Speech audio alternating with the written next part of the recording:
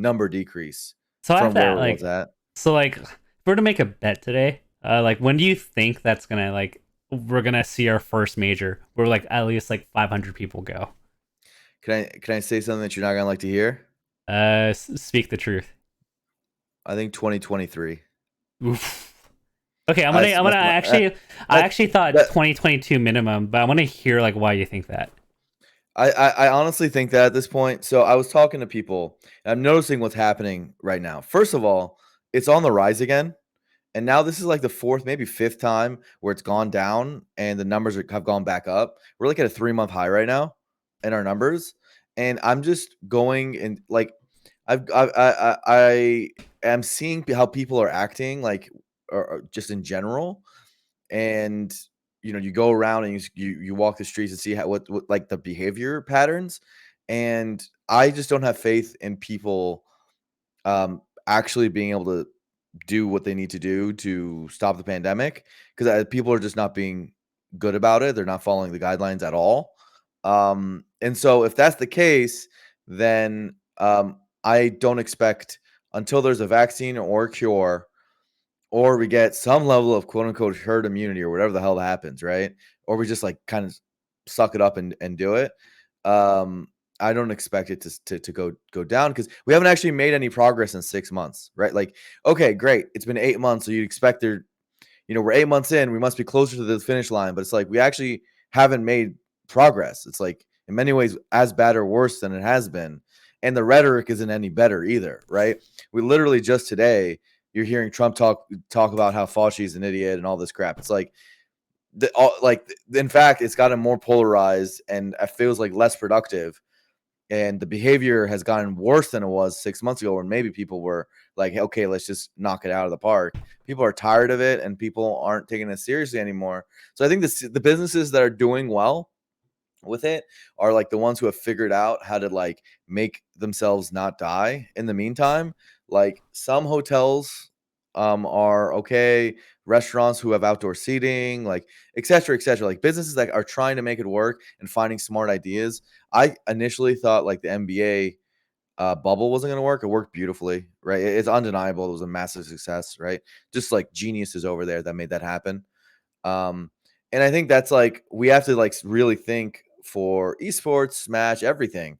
Like, okay, if this actually goes that long, and if we all stop like mentally assuming that okay, in 6 months, a year, whenever COVID's over, I'm gonna like that's when I'm gonna make do this, that, or this, right? Because like I think everybody feels like their life's on pause and they have like life goals which they plan to resume when COVID's over, right? Like naturally, and similarly, we have that with Smash community goals. I think if we just stop living in that mentality and assume this is the new normal until it's not, then um, I think that'd be way healthier for everybody, like mentally.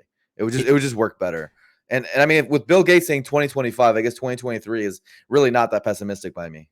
Yeah, I think the scary thing here is that we haven't really gone through a winter like with it being spread, and like you have the flu, and viruses under lower temperatures like thrive a lot more. Whereas in the summer, where we've seen like low numbers and it's starting to creep up, like I'm just a little worried that like when everything comes together, the flu, the virus thriving in the winter months, like people getting sick, like I don't even know what's going Yeah. to happen, and that's I think really scary to me. Yeah, I mean, we're at a high again right before winter starts. That's we're supposed to have decreased in numbers to a manageable point before winter starts, and winter is going to be a disaster, right? And not only that, economically, right? Like we have all this outdoor seating we talked about, but only in the West Coast is that like still viable, right? Like what are the East Coast businesses going to do? All the restaurants out on the East Coast, they're just going to get destroyed. And forgetting that, like no matter what happens in this election next month, there's going to be fallout. The one thing that we know is that there's going to be major fallout. Neither side's going to be happy about it. There's a lot of emotions charged about it. And I know we don't like this is an esports show, but like this stuff is going to affect us very much, right? Like it is all very related.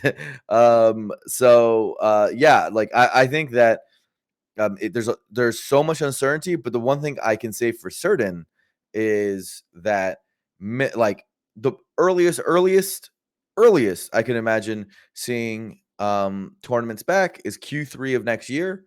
Like if everything goes perfectly, somehow we luck out and we're in the one like good universe, and everything goes perfectly. Q3 is probably the earliest. And at that point, it's still not majors yet. I don't think it maybe Q4, Q1, um, of the following year for majors. So it's going to be a long time. Yeah, and I can't imagine like as a TO, I think a lot of people like eventually want the return.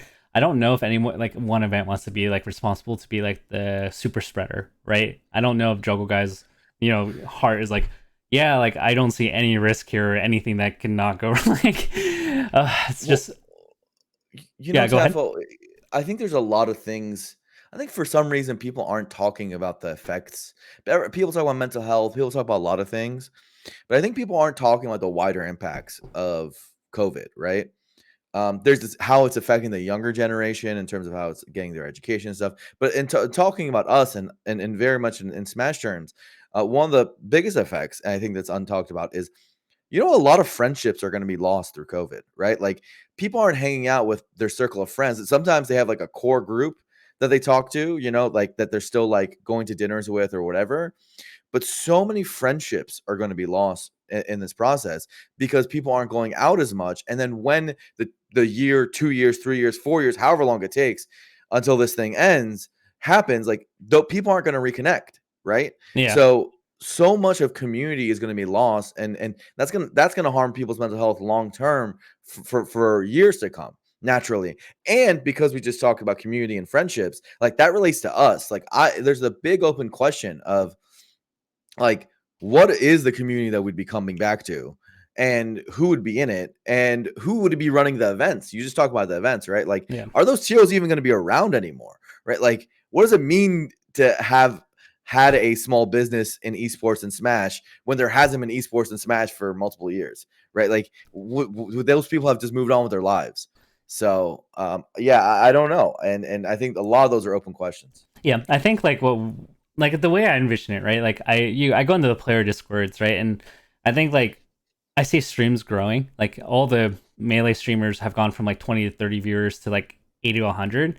And I think Mm. strangely enough by proxy like the void of in-person interactions and friendships has gone to hey, like I watch Ginger, like I see you here a few times, and I think that's like the closest that people are getting is through like the Discord groups and through the streams that come out regularly. And I think that's part of the reason why like a lot of the melee streamers are actually kind of growing a little bit is because like that's like the little community of melee that they have. Yeah, but that's super worrisome Yeah, because definitely. so here's what's worrisome. The people aren't making local prize winnings anymore, right? Yeah. A lot of money just dried up from the scene. And I fully expect even some of the sponsored players to get their sponsors dropped. Not it's not gonna take that long, right? Like how long will people be paying for like a community which now has probably 10% of its total viewership that it used to, right? Like Is it that low now? yeah, I'm sure, dude. Look at it. Jeez. Like Yeah. our like if SCL's our biggest tournaments, like how much did it get? 10K maybe 11K 11K I saw a peak. The CLG Like event got 15. great 15. You know what Genesis got? Like like Yeah. we're supposed to be hitting 100Ks, 200Ks. Like have we forgotten who we are? Right? Yeah. Like we have events with thousands of people. Like this is like that's what it means to invest into the scene and expect your brand to be advertised. It doesn't mean like a logo on a 200 viewer live stream, and then like occasionally once of every few weekends there's like a 10K 15K event, and you can literally count on one hand how many Smash events have gone 10K plus viewers ever since COVID started. It's this extraordinarily small number. And like it's not like all the players have been participating in it. It's not even the best exposure, right? Because a lot of those events like haven't been able to like show your brand off. Like, yeah, people are gonna lose sponsors. Like that's almost guaranteed. And so like where does sustainability go? And then the next tier, like we always funded our next tier of players through local winnings, right? Like they were like able to sort of like live at home with their parents while like making like a few bucks winning, getting first at like a 90-man local, right? Not the most Hey, glamorous dude, living, but some they, of those, I mean, Mango used to make 2K from the Ohio locals between PM and Melee, singles and doubles. Like, yeah, I mean it's a real thing, right? Like, and that's how it actually happens for the Smash community. People make an okay living off locals. Maybe they get a performance at a major. Maybe they get picked up by some sponsor, tier 3 sponsor, and they hobble together with like a stream money to make it happen, right? And that's like all of that's going away. So like there's like a fundamental loss of revenue across the scene. And so just because like a few streamers will get a few more subs doesn't mean that like I think this is we are strong enough to have taken this blow for a few months. But if it really does go 2, 3, 4 years, like I'm super worried for us.